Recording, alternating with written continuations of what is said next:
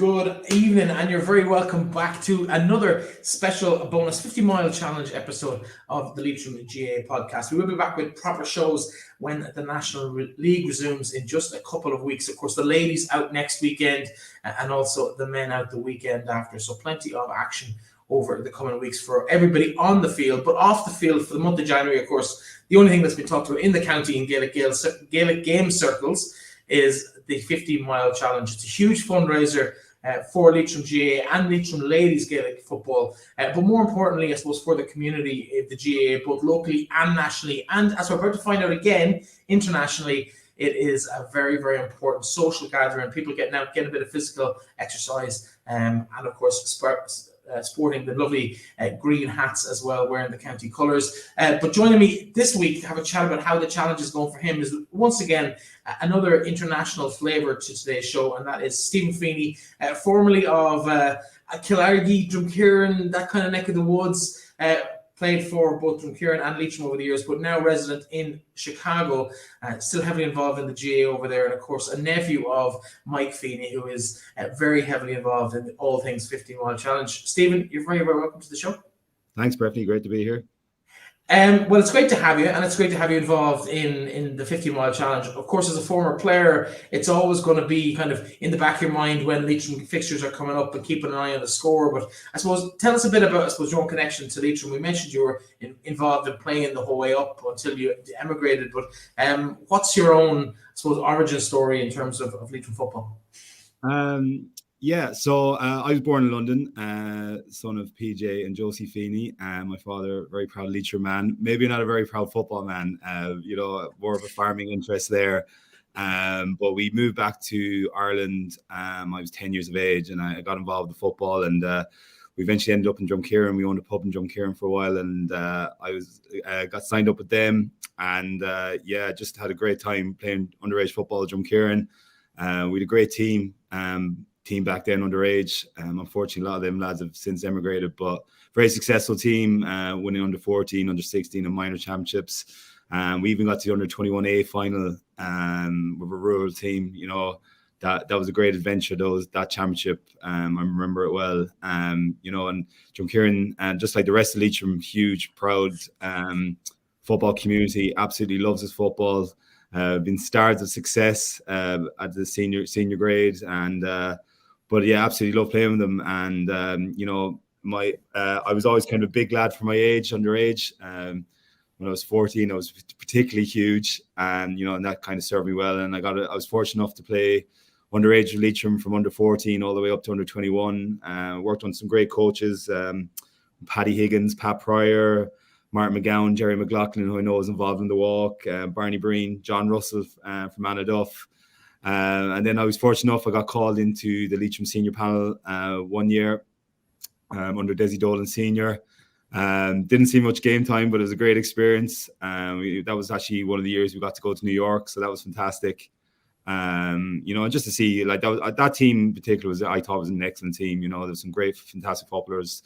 Declan Maxwell, John McKeown, Dermot Reynolds, Michael McGuinness, Philly McGuinness, rest in peace, was also a panellist there. So, I was in good company, and although I didn't get much playing time, it was still a great experience. And, probably a couple of years after that, I emigrated, went on to Australia, and then I was in England, and I've just found myself teaching here in Chicago for the last 7.5 years. So I arrived in 2015, and, the GAA community and the lessons I learned in Drumkeerin and Leitrim have served me well here. Talk to us a bit about the GAA community in Chicago, because I think sometimes in Ireland we have this kind of idealized version of a bit of kind of almost a Hollywood version of Ireland involved with the GAA, but it's the same as any other club anywhere else on the planet, really. Local kids bringing them in, maybe a couple of imports coming into the teams as well. What's the scene like in Chicago? Yeah, it's very healthy, very competitive. Huge rivalries throughout the city. My own club here, Padraig Pearses, we are a north side club, and the GAA historically around the south side communities, and Gaelic Park, which is also on the south side, have played a major role in growing the GAA here. But it's a great outlet for immigrants to come to the city. Ourselves, we really pride ourselves in, attracting players from all over the country. with a variety of different football backgrounds. We don't really care because it's a great way to meet people. It's a great way to socialize. It's a great way to network. A lot of lads have found jobs through different avenues in the GAA. And then obviously, you get the Razzmatazz coming out in the summer. And, last year, the championship here got a lot of spotlight on it when you had players with the likes of Rian O'Neill, Oisin Mullen, Conor Myler. They were all out here playing last summer. I'm coming to the end of my football career, and to be able to take the field of these types of players was fantastic. It was a great challenge. I had to use my wits more than my athletic ability to try and get over them. My club here, we were very fortunate that we actually overcame. We were unfancied because we didn't really have many big names that came into the city. But we prevailed and we won the Chicago Championship. It was fantastic. And then 2 weeks later, the USGA finals, which, I think if anyone could experience the USGA finals in any city, they should. It's an absolutely incredible event. The amount of players of all abilities from all over America, from everywhere from Seattle to the Cayman Islands, all descending on one city to play football and hurling and camogie. But yeah, we managed to win the US senior title for the first time in our history, which was a huge proud moment for me, not only as a player, but as chairman of the club. So I was delighted. And, given all the big names that were out here last summer, it's, I have to go out and say, like, the best player on show all summer was a Leitrim man, Colm O'Reilly from Carrick-on-Shannon. And, everyone will know Attractive very well from her involvement in the GAA over the years. And Colm, he was involved with Madison GAA out here, and we got to know him through that. And then he moved to the city, and we got to snap him up when he came in as a home base. And I think I couldn't tell you his stats for the end of the year, but I know left foot, right foot, he was popping them over. Unfortunately, he got injured in the final. He got quite a bad injury, but he looked like he's making a comeback now. We're hoping to get him on the field again this summer, but. Great to see him doing really well, and people talking about him, people saying, who's that Leitrim lad, doing really well out there, given all the big names that were on the field in Chicago last year. Of course, being a nephew of Mike Feeney's Ramihal, as you call him, you didn't really have a choice about taking part in the 50-mile challenge, but talk to us about, this is your third year taking part. What's been your experience of it so far? Look, it's a fantastic challenge, yeah. Mihal, or Mike, as people call him, he's his passion for Leitrim GAA, not just the GAA, but Leitrim GAA, has certainly rubbed off on me. And I've been able to have some great conversations with him about Leitrim football over the years, and he always keeps a keen interest in the club scene. So when he brought up this idea to me a few years ago, and I know Adrian O'Flynn, who's a good friend of mine growing up underage, was heavily involved as well in getting this thing off the ground, along with Eamon Duignan. Just a great idea, and there's one thing when you notice when you're an expat in one of these cities, you stand out if you're from Leitrim, because there's not many of us, and so being able to see Leitrim fellas, and I remember the first year there's fellas in New Mexico and out in Asia and in Australia, and they're all taking part in a sense of bringing us together. The home will always bond you together, and I think the walk is fantastic. Doing it here in Chicago in January is a challenge, to say the least. It's famed for its cold weather, and I remember the first year we were here, we had record snow, the worst snow for like 20 years. So it was definitely hard getting out. And I think there was a picture of me in the Observer shoveling the front of my door in the first year. Last year I happened to be home for the month, so that was lovely to get to be walking around Killargue and beating the road down there. But I'm back in Chicago now, and thankfully, touch wood, it hasn't been too cold. I've even been able to get out running in shorts this year. So but it's one of those things, you reach out to the GA community here in Chicago, you tell them what you're doing. And, this fundraiser is here for all sorts, injured players and, people who've fallen on hard times. And, you worry about maybe putting up another fundraiser up there, particularly if it's for a county at home. But, I share it with my club mates. I share it with the GA community. And, the support is absolutely amazing. People donating that you just can't believe. You see their name popping up on your donate page. You're like, wow, they've given some money. So I'm doing my best. I tried to up my game this year by running 5K every day. which I've managed to do so far. My knees are not thanking me for it at the moment, but it's been lots of fun. And, just getting out in January is fantastic, really, after what is always a heavy Christmas. Yeah, of course it is.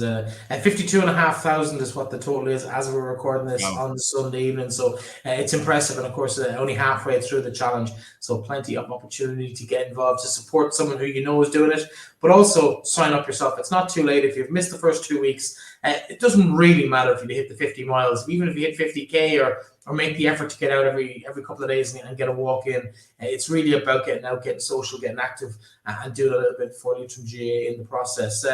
In terms of, I suppose, the next 12 months ahead, Stephen, I don't know how closely you follow the Leitrim team from Chicago at the moment, but how can you stay up to date with what's happening with Andy Moore and his side over on the field here back at home?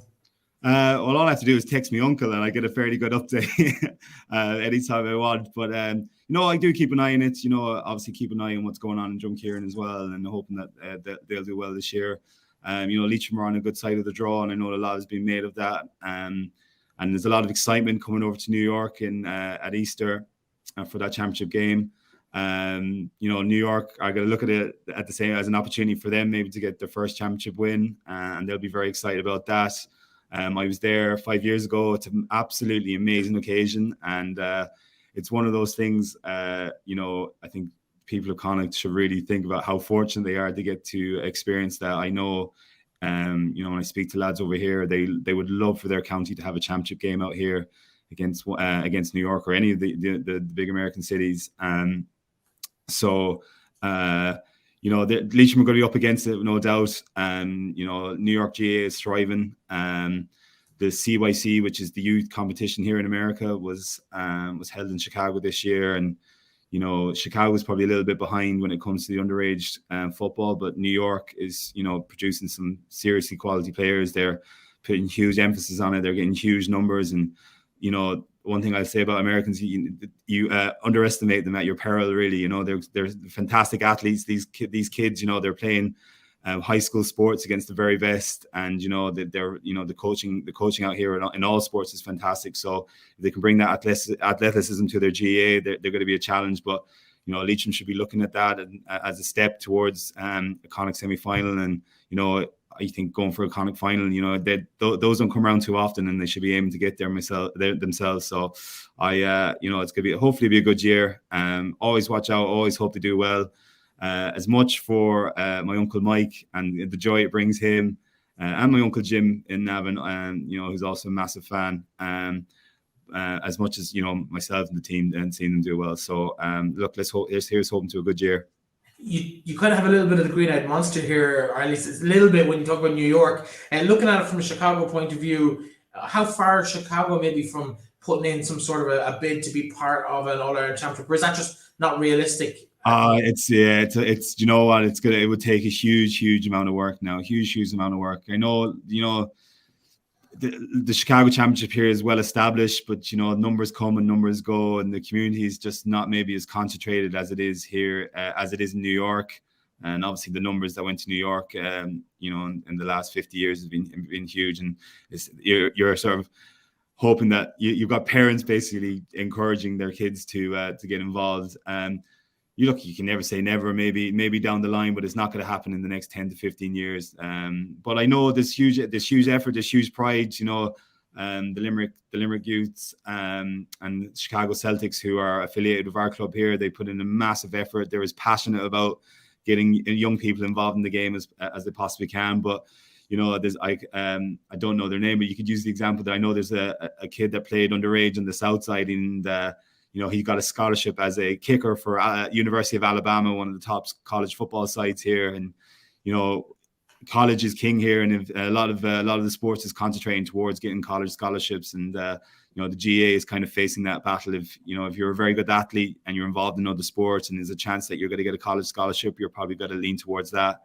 But that's not saying it can't happen. And I know there have been some American players that have done a fantastic job. We got three involved in our team, and they're as good as anyone that you'd see at home. I know they do a serious job for any club, and perhaps even county at home. So underestimate them at your peril is all I'll say.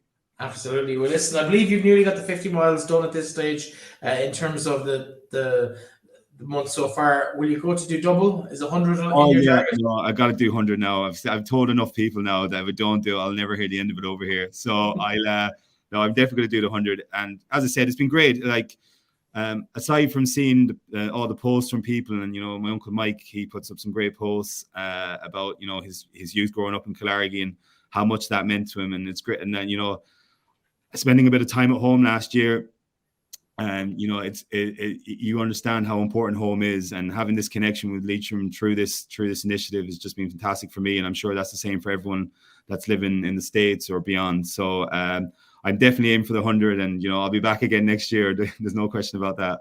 Well, listen, the very, very best of luck to you on that target for the ton. Just as I said earlier, it's not about the number. Just get out, get active, get involved, and get supporting and get fundraising maybe as well for Leitrim. We don't ask for a lot. If everyone brings in 150 or 200 euros, relatively small amounts of money for a project of this size, the total is what matters. And I think collectively we can all do a little bit and get ourselves across the finish line of what we want. And of course, as always, the funds raised go to a fantastic cause, keeping our teams going at national level for the men's football hurlers and of course the ladies footballers as well for the first time this year. To Steve Feeney and to everyone who's been doing it across the country, thanks so much, Steve, for joining me today. It's been a pleasure chatting to you. Cheers, Bethany. Keep up the good work. Thanks so much.